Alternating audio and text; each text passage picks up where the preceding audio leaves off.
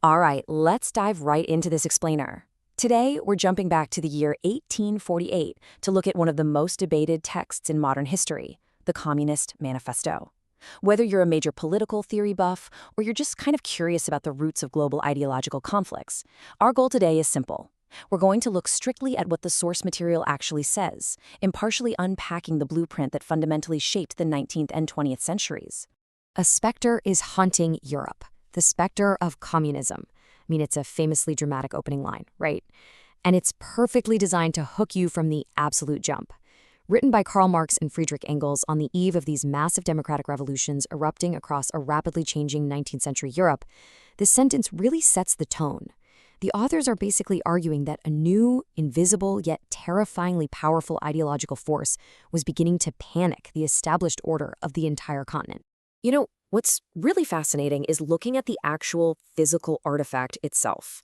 It roots all the dense economic theories we're about to explore into a real, tangible, historical document. It was originally published as a short 23-page pamphlet, commissioned by a secretive group called the Communist League. This was a highly calculated political blueprint drawn up during a time of intense, unprecedented global transformation. So here is our roadmap for making sense of the whole shebang. We're going to cover 1. A specter haunting Europe. 2. History as class struggle. 3. The capitalist sorcerer. 4. The proletarian gravediggers. And finally, 5. The communist program. Let's get into it. Chapter 1, A Specter Haunting Europe, setting the stage in 1848. Moving right along to Chapter 2, History as Class Struggle. This is the core thesis of the text. Now, to really understand the manifesto, you've got to look through its fundamental lens. The authors didn't view history as just a list of dates or kings, but as an ongoing economic conflict. They famously declare that all existing society is a history of uninterrupted class struggles. You can see it right here. Ancient Rome had patricians against plebeians, the Middle Ages had lords against serfs, and in their modern epic, they argue society had basically split into two great hostile camps facing off, the bourgeoisie and the proletariat. Before we go any further, we absolutely need to define these 19th century terms. First up, the bourgeoisie. According to the text, these are the modern capitalists. We're talking the owners of the factories, the raw materials, the machinery. In the author's eyes, these are the creators of massive modern wealth, who essentially tore down the old feudal system to build a global market of free trade. And on the flip side, we have the second main actor, the proletariat. This is the modern working class. The text argues that these individuals are completely alienated from the fruits of their labor. Because they don't own the factories, they literally must sell their labor piecemeal just to survive. The manifesto describes them pretty grimly, stating that with the extensive use of machinery, the worker has been reduced to a mere appendage of the machine, performing the most monotonous, easily acquired knack. Which brings us to Chapter 3, The Capitalist Sorcerer, the Crisis of Production. It's kind of a fascinating paradox, honestly. Marx and Engels actually credit the bourgeoisie with playing a highly revolutionary part in human history. They aren't just criticizing them, they actually marvel at what they built. The text states that in just 100 years of rule, the bourgeoisie created more massive and colossal productive forces than all preceding generations combined, drawing all nations into civilization via a highly connected world market. But, this brings up a pretty profound contradiction. If this new system is just so massively productive, well, I'll pose this direct question to you right from the text. Why does society suddenly find itself put back into a state of momentary barbarism? Why do commercial crises periodically return, appearing like a famine or a universal war of devastation that cuts off the supply of the means of subsistence? And the authors answer that exact question directly in the source material. It's a really unique paradox. They write, because there is too much civilization, too much means of subsistence, too much industry, too much commerce. The text details this concept of an epidemic of overproduction.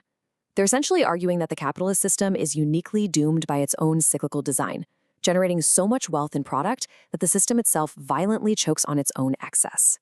I love this part. They lean heavily into this super vivid, highly visual sorcerer metaphor to drive the point home.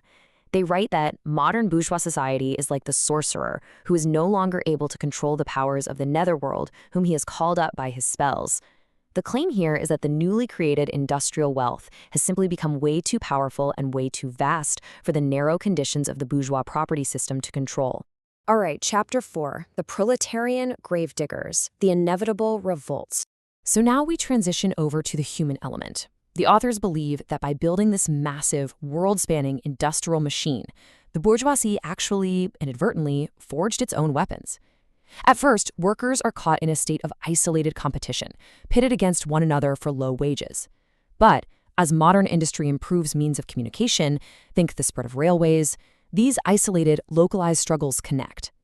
The manifesto argues that the capitalist system organically forces workers together in factories, transforming that isolated competition into an eventual, absolutely inevitable political organization. And this leads right into the text's incredibly stark conclusion for their diagnosis. The authors assert that what the bourgeoisie produces, above all, is its own gravediggers. They claim the system inherently creates the very conditions for its own unavoidable collapse. Because capitalism relies on wage labor, and wage labor relies on exploiting the proletariat, they claim the fall of the bourgeoisie and the victory of the proletariat are equally inevitable. Let's move to our final section, Chapter 5, The Communist Program, The Proposed Solution. So if the diagnosis was class struggle and the inherent instability of capitalism, what were the specific practical solutions they were actually proposing back in 1848? Well, the immediate aims were remarkably direct: form the proletariat into a unified class, overthrow bourgeois supremacy, and conquer political power. The authors clarify that their entire theoretical conclusion isn't based on some invented universal truths. Actually, it can be summed up in one definitive sentence: the abolition of bourgeois private property. To pull this off, the manifesto lays out a famous 10-point plan designed to systematically strip capital from the bourgeoisie and centralize it in the hands of the state. The most impactful points call for a heavy progressive income tax, the complete abolition of all rights of inheritance, the centralization of credit in a national bank, total state control over communication and transport, and, notably, free public education for all children. But you might be wondering, what is the ultimate end goal of all this massive centralization? The text presents a utopian vision. The authors argue that once these measures are implemented and class distinctions eventually disappear, the public power will literally lose its political character. In place of the old society, they envision a vast association where the free development of each is the condition for the free development of all, ending class antagonisms entirely. And we'll wrap up this explainer with a final, pretty provocative thought using the document's incredibly famous closing lines. The proletarians have nothing to lose but their chains. They have a world to win. Workers of the world unite. Whether you view this text as a prophetic warning, a dangerous ideology, or just a fascinating historical artifact, the massive historical ripple effect of these words is absolutely undeniable. I'll leave you to ponder how these concepts shaped the modern world we live in today. Thanks so much for joining me on this deep dive.